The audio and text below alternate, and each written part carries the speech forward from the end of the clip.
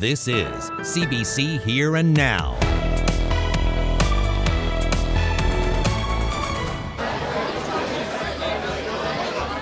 Well, this is a live shot from the Holiday Inn Express in St. John's, where Eugene Manning is throwing his hat into the race for the leadership of the provincial PCs.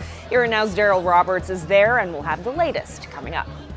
It wouldn't be reverse racism, because racism is rooted in power in your race. I should have learned something already. Race to dinner. In the second half of Here and Now, no issue is off the table. We're tackling topics like systemic racism and white privilege. Good evening and welcome to Here and Now. Quebec Premier François Legault has announced he will travel to Newfoundland and Labrador this week to start talks on the Churchill Falls hydro deal and to discuss other projects on the Churchill River. This afternoon, Legault said he will land in St. John's on Thursday for a two-day visit to meet with Premier Andrew Furey. For weeks now, Quebec has been signaling it's open to start negotiating the renewal of the 54-year-old deal.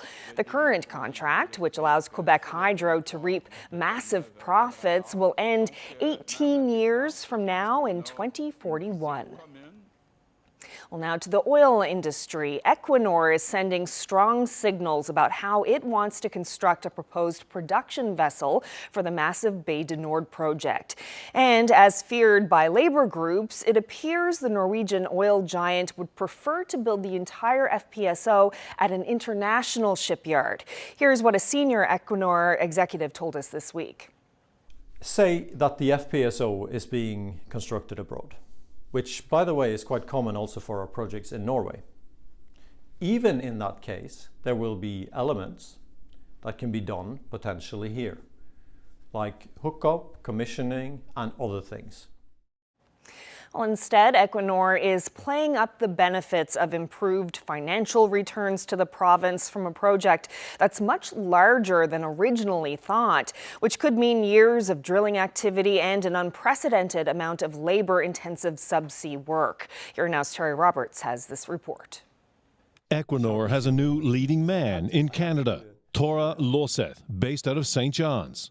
Swimming, dance, that's weekends now. It's just like go with the kids.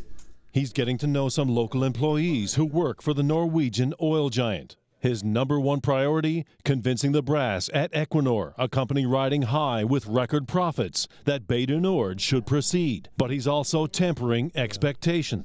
As of today, I cannot guarantee you that we will make it work, because now the project is commercially challenged. And you might find that a little bit strange, because we have proven a lot of oil in the ground, and we are making a lot of money these days. But it is the truth. To labor groups like Trades NL, this is the prize. The hull cannot be built here, but topside components can. And there's a campaign underway to make it happen, continuing the pattern from other oil projects. If not, it would be devastating. I mean, it's basically a loss of, upwards of 1,000 jobs, maybe as many as 1,500. A Bay du Nord sanction decision is still at least a year away. Equinor and the provincial government, well, they're in talks right now over a new benefits agreement. And the lead minister, well, he's talking tough. The oil stay in the ground if it's not the right benefit for us. But Equinor has plenty of energy projects to choose from. Only the most competitive will get the green light. And one of the ways of achieving that benchmark may be building the FPSO, all of it in a place like Asia. Remember this big announcement nearly 5 years ago? A framework agreement for Bay du Nord. The plan was sunk by the pandemic, but subsequent exploration has resulted in massive new discoveries. Potentially a 1 billion-barrel oil field, more daily output than Hibernia or Hebron. And Equinor says any new agreement will be much more generous for the province. We are thinking that this project has the potential of doubling the amount of fabrication here in the province and quadrupling the direct financial benefits to the province relative to the 2018 numbers we had. Equinor is a subsea leader and says Bay du Nord could be its biggest yet. 8, perhaps more subsea drill centers. They will be 5-6 stories high, and the same length and width, maybe weigh several hundreds of tons. They will be covering an area that is more or less the same size as the Avalon Peninsula. And much of that work could be done in this province. These types of jobs are long-lived.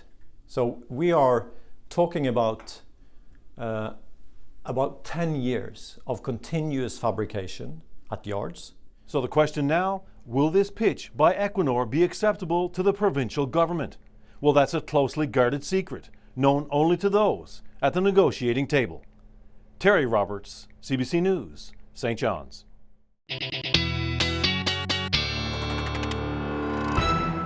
Well, Mother Nature gave you a free car wash today across a good chunk of the island. We saw the most rain down through the Conagra Peninsula, where we saw somewhere between 70 to as much as 80 millimeters of rain.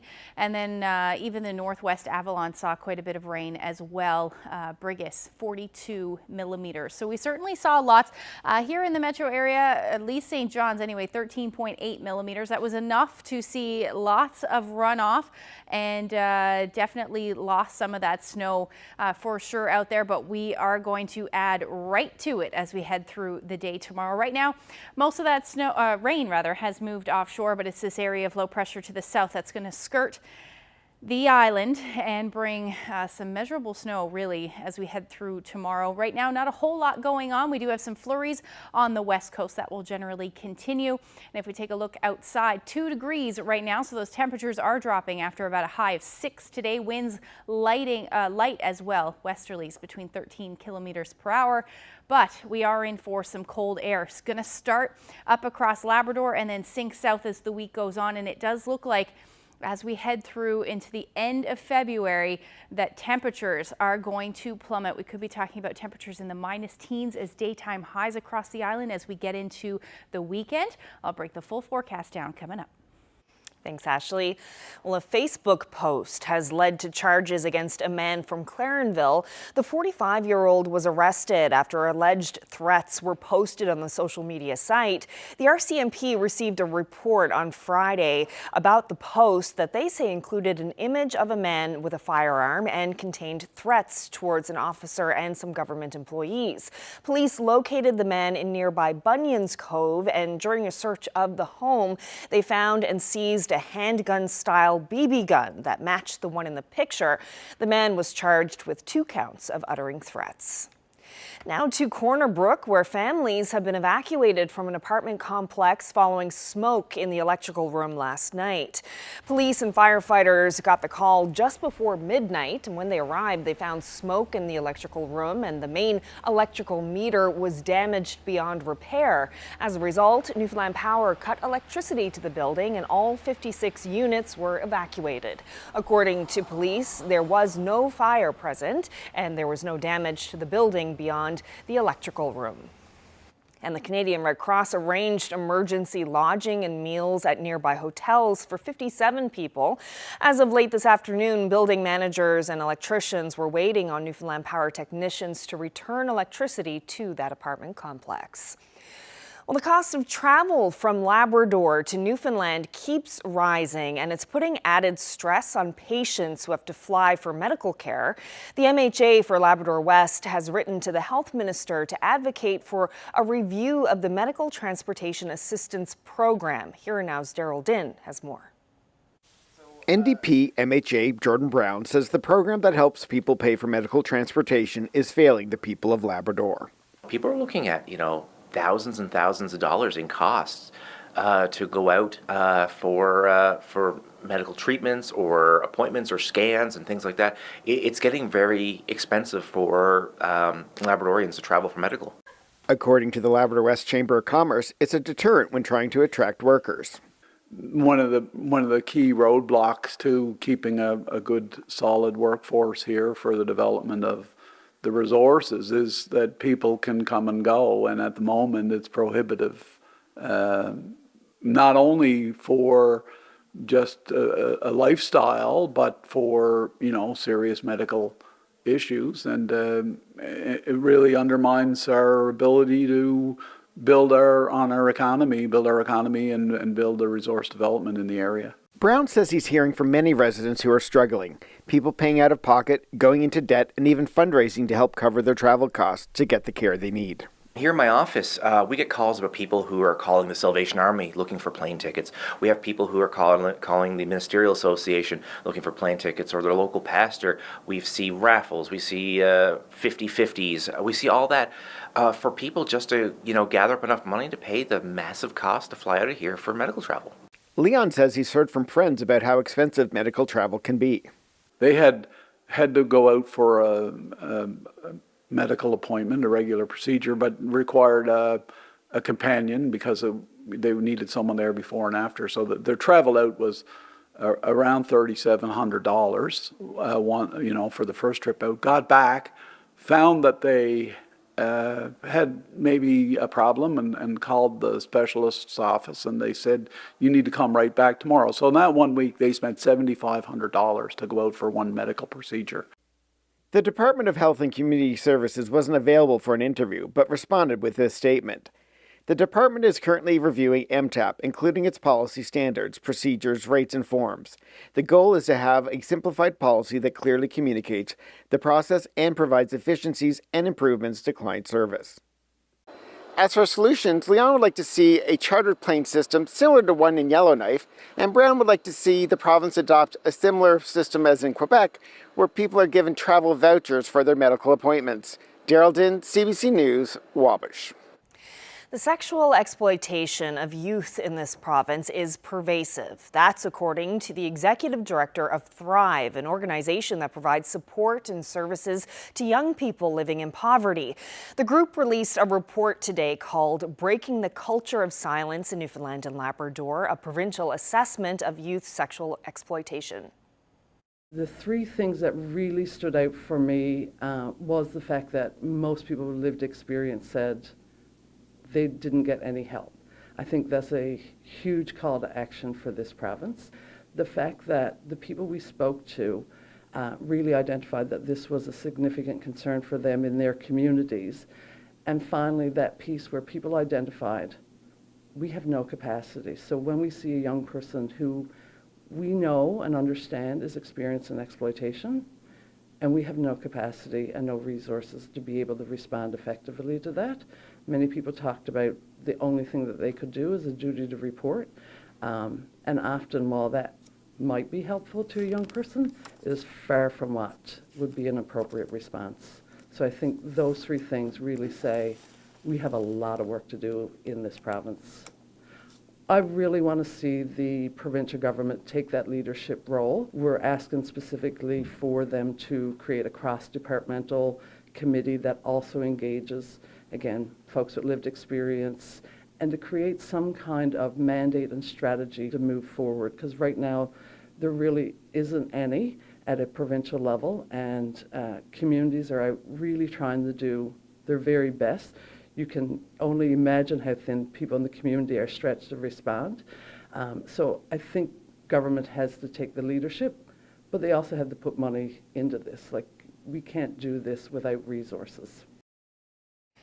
The Supreme Court has ordered the town of Musgrave Harbour to reinstate a councillor kicked off council last year because of a dispute over the COVID vaccine. The move followed months of conflict between Grant Abbott and the council over the town's vaccination policy for public meetings. Councillors were required to be fully vaccinated against the virus or provide a doctor's note exempting them from vaccination. Abbott said he was unvaccinated on the advice of his doctor. Now, the court ruled that vacating a councillor's seat is a serious deprivation of a resident's right to participate in local government and democracy and ordered him reinstated. Well, a satellite with a connection to this province has made its way into outer space. Inmarsat's I-6F2 satellite took off Friday evening from Florida. 3, 2, 1, engines full power. And liftoff of Falcon 9 and Inmarsat. Go Falcon, go Inmarsat.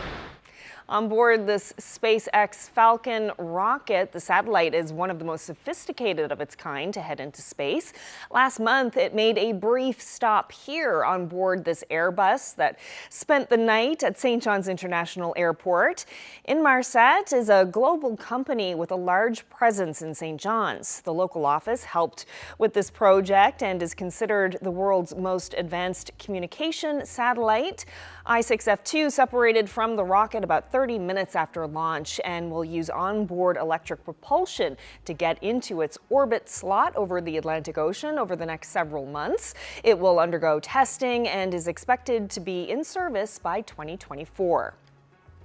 Well, speaking now of a different kind of launch, a third candidate has launched his bid for leadership of the provincial PCs.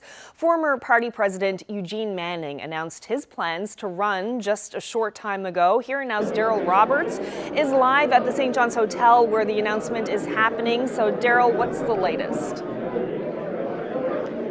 That's right, Carolyn. So Eugene Manning just made his announcement that he's running for leadership of the PC party.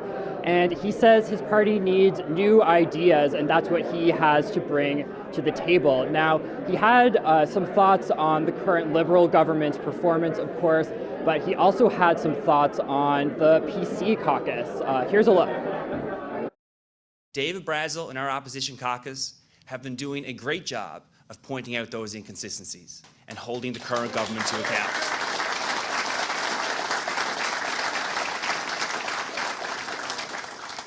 But Newfoundlanders and Labradorians are right to expect something more than just criticism. I'm here tonight because our party has an opportunity to deliver real change. But the first step in delivering change is we have to give people a reason to support us.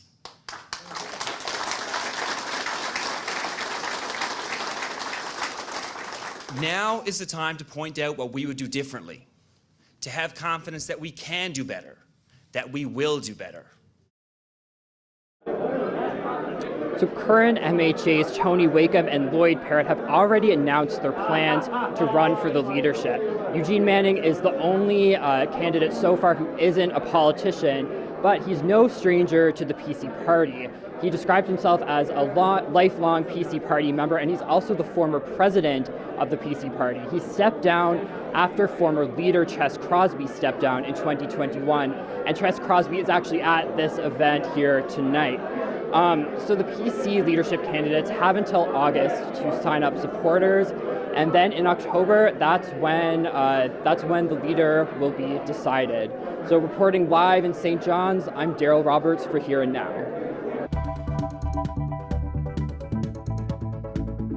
Oh, we saw a bit of a warm-up today, but the trend is downwards as we head towards the end of the month.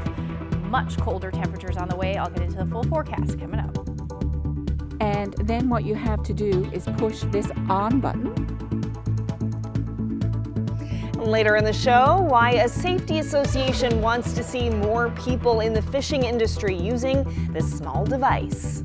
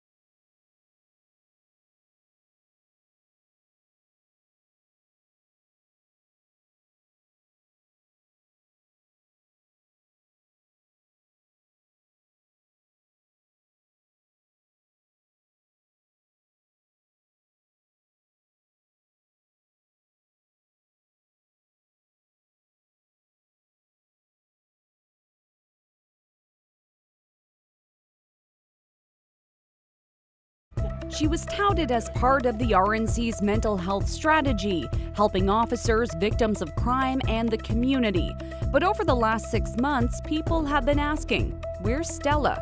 These documents tell part of that story, coming up tomorrow on Here and Now.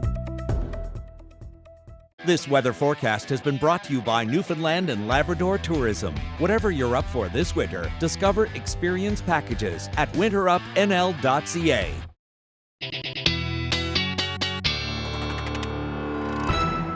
Well, we haven't seen rain like we saw today in a while, and pretty mild out there today. Icy. Yes. Yeah, have to be real careful walking to the car. That's the only problem, with all the snow that we've had. It was a sheet of ice this weekend with the freezing rain. So if you do have a chance to get out there and kind of get rid of some of that, it's a good idea because temperatures are really going to drop as we head through the night tonight. And then we've got snow on the way tomorrow. So that means that it'll just be covered. Covered ice. There you go. But yes, mild day today. Take a look at the temperatures out there this afternoon. 6 degrees in St. John, similar as you head towards Gander, Badger, Twillingate, even a degree warmer. You guys were the hot spot across the province. But yeah, most of the island was above zero. Even Mary's Harbour, 2 degrees today. That is well above where you should be sitting. And really, this is well above where most of the island should be sitting. Around -1 or 0 degrees is where we should be sitting. Across Labrador, getting into some of that colder air. A really cold night last night for Lab City, but recovered to about -22 this afternoon. And Nain, you sat around -21 this afternoon as well. Now we take a look at those temperatures, current temperatures anyway. You're pretty much sitting there now, maybe lost a degree there in Lab City, but a big drop in temperatures, especially for Happy Valley Goose Bay, down to -16 at the moment. A bit of a wind chill as well, and those temperatures are starting to drop across the island, especially for the west coast, down to -3 at the moment for Corner Brook, and feeling more like -8 with that wind chill. So those temperatures are going to continue to drop tonight across Labrador into the -20s. And then minus double digits, the story for the northern peninsula, most of the west coast otherwise sitting somewhere between -2 and -8 as our overnight lows for the rest of the island. So yes, if you do have some standing water, that likely will turn to ice as we head through the night tonight. Winds will generally be easing, but they're going to stay a bit brisk as we head towards the west, out of the about 20 to 40 kilometers per hour out of the west. So as we head through tonight anyway, we're looking at those wind chill values up across Labrador into the -30s. And as the temperatures drop across the island, we're looking at wind chill values through the overnight into the -teens. And that will be the story as you leave tomorrow morning as well. So you're certainly going to need a much warmer jacket than you did this morning. You could probably leave that rain jacket at home and switch it for a much warmer jacket as you head out tomorrow morning. But these wind chills are going to continue to drop as we get into a lot of that cold air up across Labrador. So wind chill values expected, especially towards the coast, between -46 and -48. This will be for tomorrow night into Thursday morning. And then for Lab West, your extreme cold warning in place as well. Your wind chills much colder, between -54 and -50 in that same time frame. So we do have a lot more cold air where that came from. Taking a look at the current satellite at the moment, you can see all of that moisture offshore now, but we're paying attention to this one to the south. That is going to bring some snow with it. Some of that snow actually showing up on the radar right now, but we do have some flurries for the west coast at the moment. That will generally continue. This isn't associated with anything, just onshore flurries. But as we step forward in time, we'll see some snow move across Labrador, but we're really going to pay attention to eastern Newfoundland as we head through tomorrow morning. So that snow should start in that time frame with those northerly winds. It looks like it will be heavy at times through tomorrow afternoon. This will also be combined with some fairly gusty winds, so that means some blowing snow, the story, especially in the morning hours. By early afternoon, we should start to see this taper off, at least taper to flurries, and then by evening it should taper off altogether, but we will still see some of those flurries for western Newfoundland. as we head through the day. As far as amounts go, I know we just saw rain, but we could be talking about 10 to 15 centimeters of snow in that time frame from tomorrow morning until early evening tomorrow. The rest of the Avalon looking at between 5 to 10 centimeters and then significantly less as you head west, especially towards the coast. Again, these will be onshore flurries. But temperatures tomorrow will be fairly chilly, minus single digits. That's the story pretty much across the board. Again, those winds a bit brisk out of the north between 30 to 60 kilometers per hour. Northern Labrador, you're looking at temperatures in the minus 20s, otherwise returning to the minus teens. Again, lots more cold air on the way. I'll get into that coming up.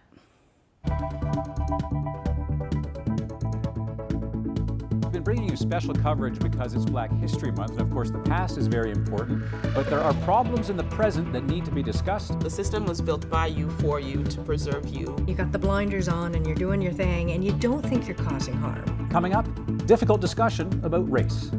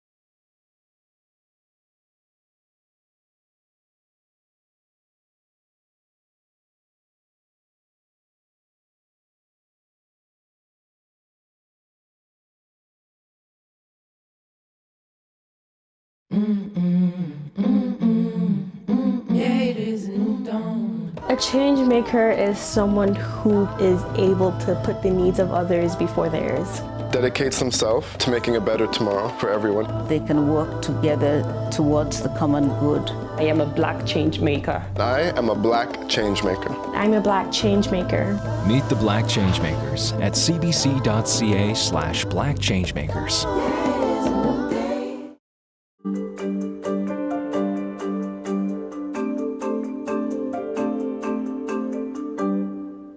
Race to Dinner is all about hosting honest and often uncomfortable conversations.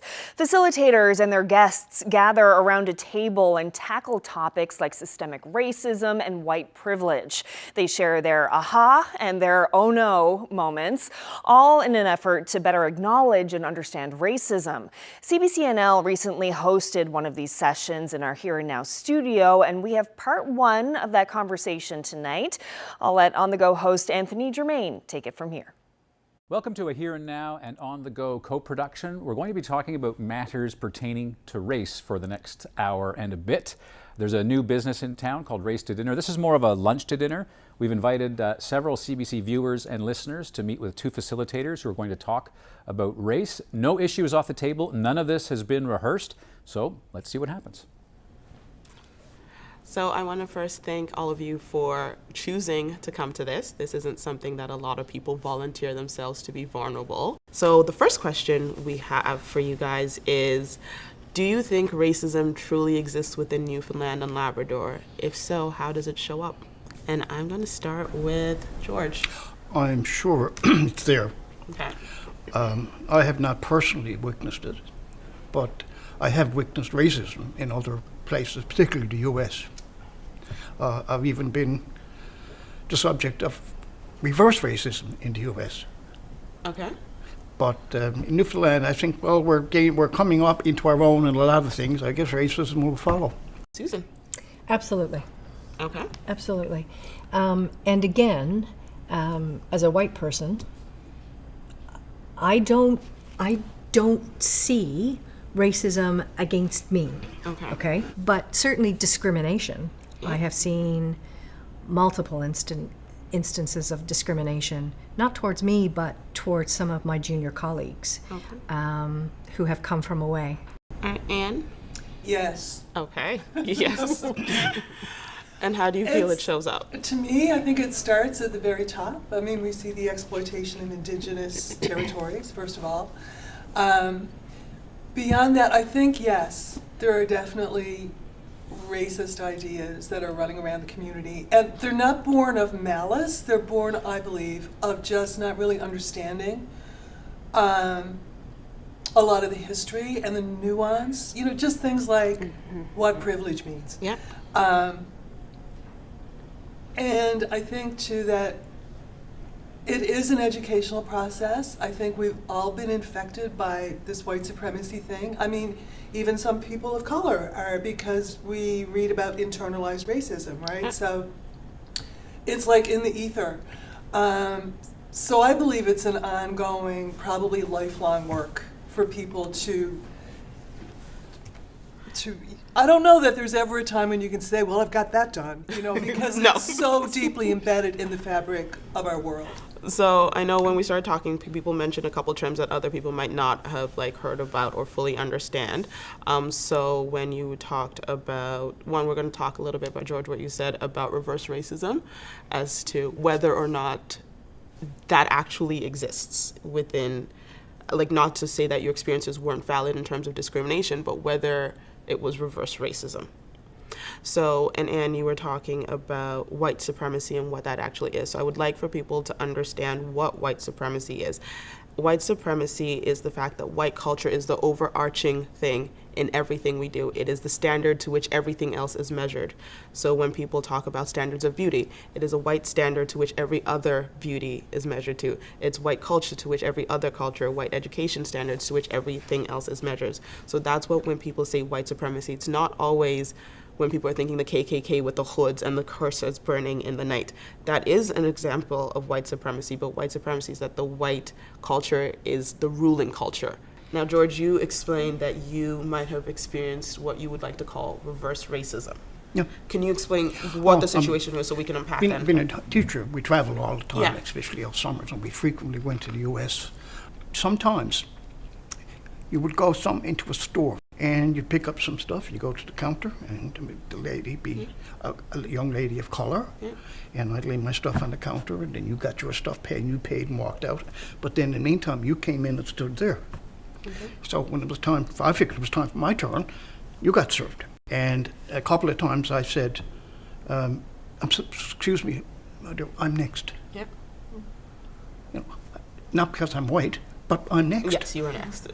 So I can account of that as being an issue of discrimination, but when we talk about racism, we need to understand the idea of racism, there's power in racism. So, well, I guess you could say she had the power to serve the next person. Yes, but I mean, the idea of racism is there's power in your race. So when we talk about racism, the discrimination of people of other races, it's that the overarching race has institutionalized power. That's the closest I ever came. Okay, so yes, you experienced discrimination. Absolutely, I will say that you could have experienced discrimination in that situation.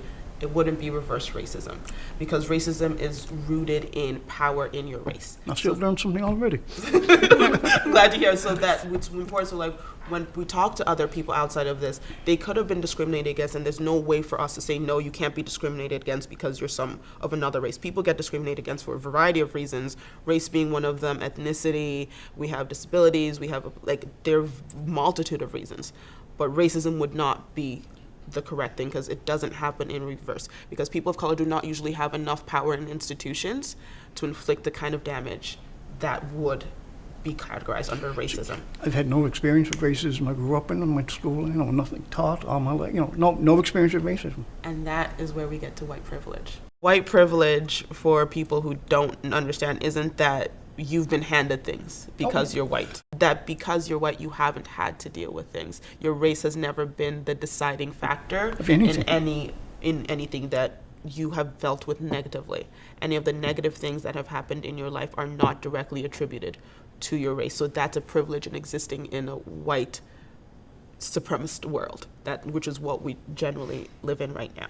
To me, I'm thinking sometimes of race. Is that the real issue, or is it the power? So that's a hard one. So, because if you go somewhere else, yeah. And I've traveled a little bit, and I've gone to countries where nobody looks like me. Yeah. And it's quite the eye-opening experience, let me tell you. And there is some degree of racism because I'm not of the dominant culture, and I'm not. So is it racism isn't just a black thing? No, racism is a people of color thing. Okay. So many different races experience racism. It's not just black, it's not just indigenous people, it's not just people who are Southeast Asian and any of that. It's something that's experienced by people of color. Now, when people who are white travel to non-white countries, they do stand out. They do get discriminated against because of the fact that their white culture is overarching, and usually when they're in these spaces, it's an idea that they need to be accepted immediately, not understanding that they have for a long time been marginalizing racialized people, even in their own countries. So when white people travel, pretty carefree. You go on and you're generally going to be safe in the area. You're generally going to have things that are accommodated to fit you. You'll find things that you want, things that you need. That doesn't apply to racialized folks when we're traveling in any extent of the world, except we're traveling within areas that are made to fit just for us. Yeah. I mean, I've never had to worry that if I go somewhere and I rent a car, I'm going to be pulled over just because of who I am. Exactly. Right? And I've never had to have a conversation with my son about, if you get pulled over, these are the things that you absolutely don't do. I mean, I have, but not in the same way that if my son was black. No. That would be a whole different kettle of fish. It's not in the same way I'm prepping to have conversations with my son as he grows. It's not in the same way my parents have had conversations with my brothers. It's not in the same way my parents have had conversations with me about existing as a black woman in a white world. So these are things that when we talk about white supremacy and white privilege, these are things that white people get to exist without having to think about, having to go through, or having to even worry about in their existence. Well, that was part one of Race to Dinner NL, a dinner party hosting honest and, as you saw, sometimes uncomfortable conversations about race. And the conversation continues this week on Here and Now. Tomorrow, our dinner guests will discuss systemic racism, share some missteps they've made along the way, and get advice on when to advocate for others.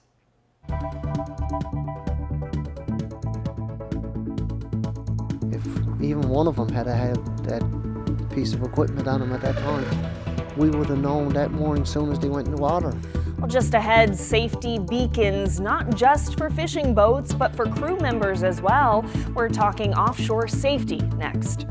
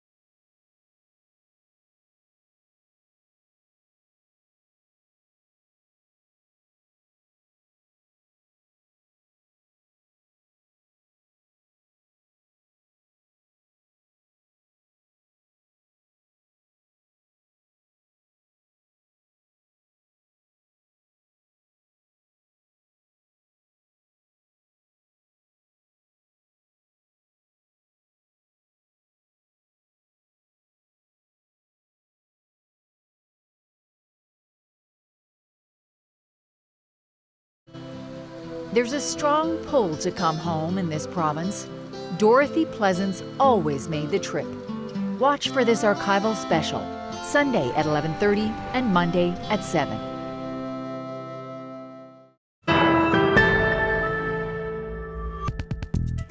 We've been discussing offshore safety this month on Here and Now. Well, the province's Fish Harvesting Safety Association wants crew members aboard fishing vessels to consider safety beacons, not just for their boats, but to wear on their bodies. Paula Gale, host of CBC Radio's The Broadcast, went down to the small boat basin in St. John's to learn more.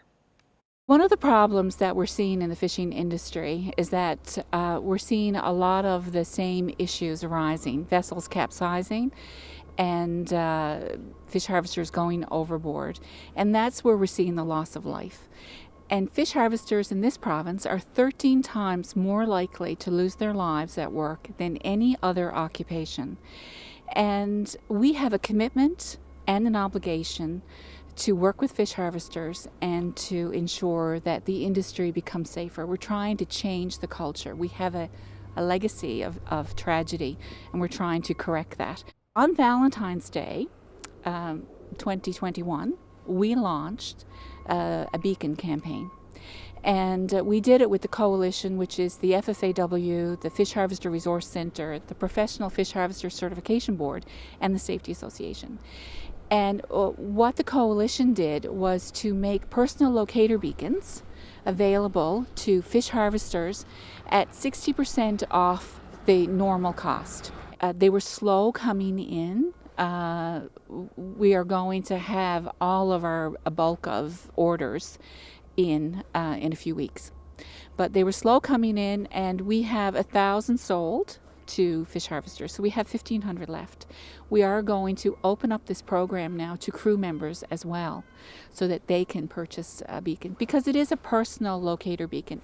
It's different than an EPIRB. It belongs to the individual, and it's worn by the individual. It works on the very same technology as an EPIRB, but instead of being registered to the vessel, it's registered to the fish harvester.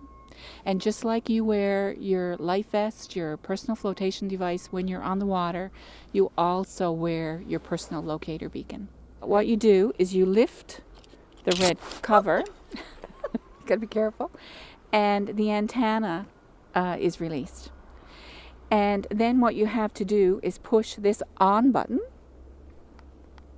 and it will start emitting a signal. And this is LED, so in the dark, it can be tracked as well. And the signal goes off to the Canadian Beacon Registry. Because it's been registered, they know who owns it. They know what type of vessel I'm on, and they know that that I'm using this for fishing, although people also use it for hiking. And my emergency contacts are there, so they can follow up. My name's Glenn Winslow. I'm a fish harvester here in St. John's. I've been fishing 40 years and currently waiting for the season start. Well, I can tell you that a lot of times when something happens, an emergency happens, emergencies happen at a time in the day that you're not expecting it to happen. And usually when it happens very quickly. You don't have time to think. In emergency situations, you know, if you actually had to go out and do these and put them off, you probably wouldn't think about that. But at least with the EPIRB, it's all automatic. They're hydrostatic released. Once they pop to the surface, they start emitting your position, and they let you know which vessel and how many crew members are actually in trouble. Now, in terms of these personal beacons, do you have one of those? Yes, I do. Yeah, I have two of those actually. I purchased them last year, and this season they'll be, the two crew members that I have that's traditionally be on the side of the boat, they will be wearing them all the time. What is your message to fish harvesters in terms of everybody getting one of these? How important is it? It's certainly important to me. I was involved in an incident here, not so long ago. A family out here, no one knew. I come down here at 3 o'clock in the afternoon and they were gone since daylight. And,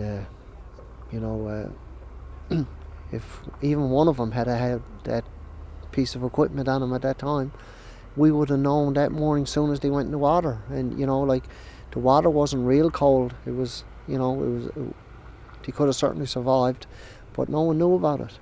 So that's the big message we're trying to get out, is that if an emergency happens with this equipment on your boat and this technology, and someone goes overboard, whether it's daylight or dark or foggy. I mean, fog is a big It don't take very long for someone when he goes overboard in the fog and you can't see him. So, you know, this is what I'm seeing that with the technology is going to help immensely.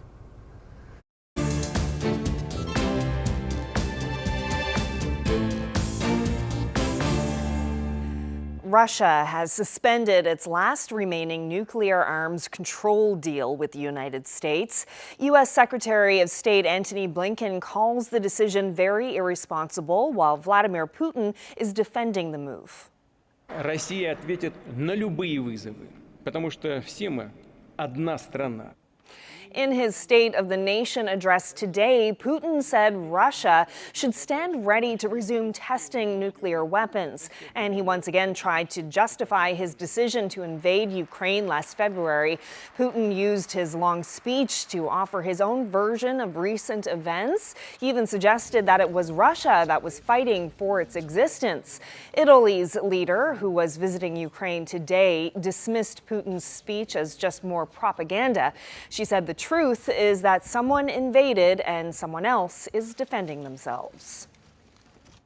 Well, one day after making his surprise visit to Ukraine, U.S. President Joe Biden addressed a crowd of thousands outside Warsaw's Royal Castle in Poland today.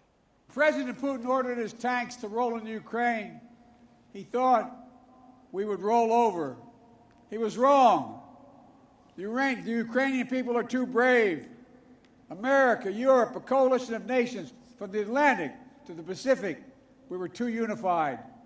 Democracy was too strong. Biden praised Poland for stepping up over the past year to help its neighbor after Russia invaded Ukraine. The Polish president said the American president's visit to Kyiv boosted the morale of Ukraine's defenders. Biden promised that the U.S. and its allies will continue to have Ukraine's back, but he also warned of hard and bitter days ahead as Russia's war enters its second year this Friday.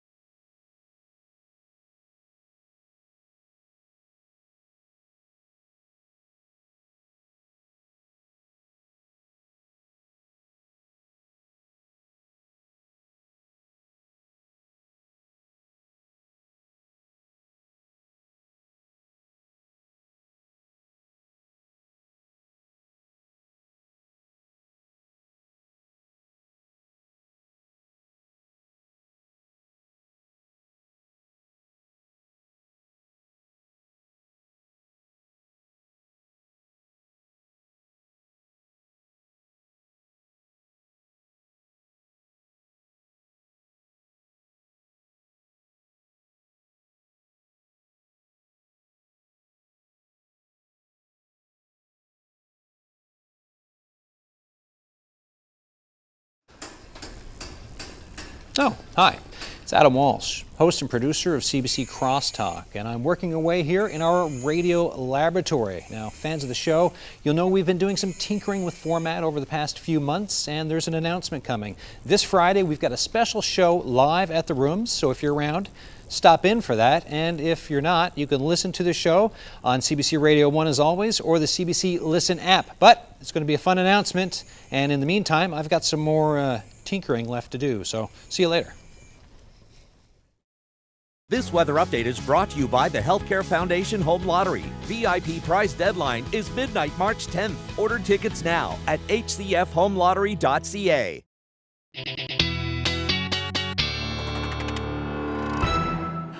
That made me laugh. I haven't seen that before. I was like, what is Adam doing dressed up using your green screen? Yeah, he's using my green screen. But it's going to be an interesting announcement. Yeah. We'll have something on that on Friday. Yeah, we will. Okay, so let's have a look at the long range. We have some snow to get through. And yeah, snow tomorrow. So we talked about how we'll potentially see about 10 to maybe 15 centimeters of snow for the eastern half of the Avalon tomorrow. But then temperatures are going to be cold, and it looks like that will stick around at least through the end of February, which, believe it or not, it's really only a week. We're almost at the end of February. It's crazy. Let's take a look at our Thursday forecast. There you go. There's that colder air. It's actually a quiet day for the most part. West coast and southwestern portion of the province will see some flurries in onshore flow, as you can see there. But other than that, not a whole lot to talk about except that very cold Arctic air up across Labrador. Minus 28 in Nain for your Thursday, minus 27 in Lab City, and we'll likely see those wind chill values into the minus 30s. And again, we're going to talk about the potential for those extreme cold warnings to continue as well, especially in the overnight periods. But as far as our Friday is concerned, so Thursday overnight, there's those flurries I was talking about on the coast. The system looks like it's going to head south of the island, which is good news, and that means it'll be another quiet day through the afternoon on Friday. Lots of sunshine up across the Big Land as we start to see this big ridge of high pressure dominate, but that's also that colder air as well. So that is certainly going to stick around. Temperatures yet again into the minus 20s, mid minus 20s.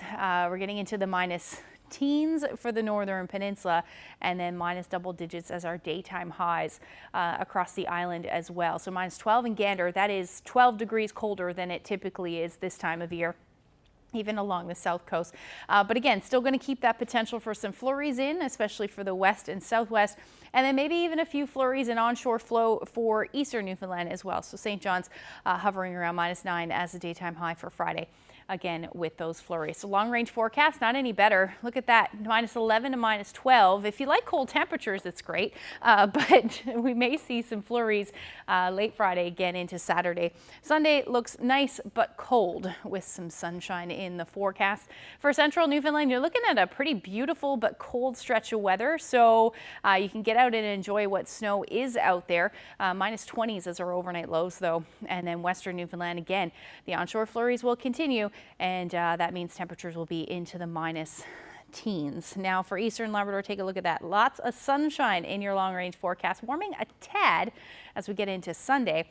But western Labrador, you're going to stay pretty chilly, especially overnight into the minus 30s. So expect those extreme cold warnings. Now, as far as our weather picture for today, take a look at this shot. This is the Codroy Valley, red sky. Sandra shared that great shot with us.